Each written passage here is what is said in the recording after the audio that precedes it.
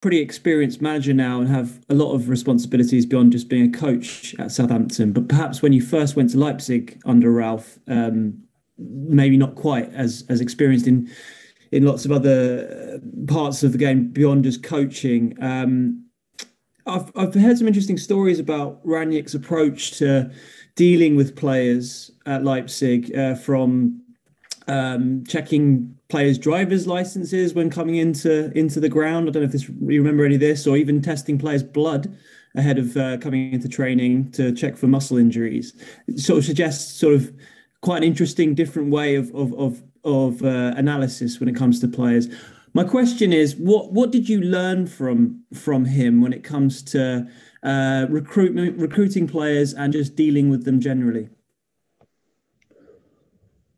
Yeah, I must say that we at Leipzig we had a lot of things what other clubs didn't do.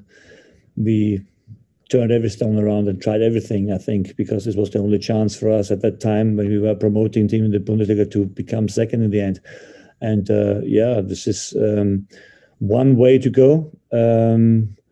I think for you as a manager, it's very important to learn things, to see it. Does it work, or is it too much, or do you need this in the future? And if not, leave it away. But it's important to one time see it and one time try it. I think always open-minded for new things. This is what I pray here also in the club. We are always listening to new things. And then it's important thing. The good decisions are the things when you are really think about it, listen to all the arguments, and then if it makes sense, to do it. And if it only costs you energy and disrupts more than it brings, then leave it away.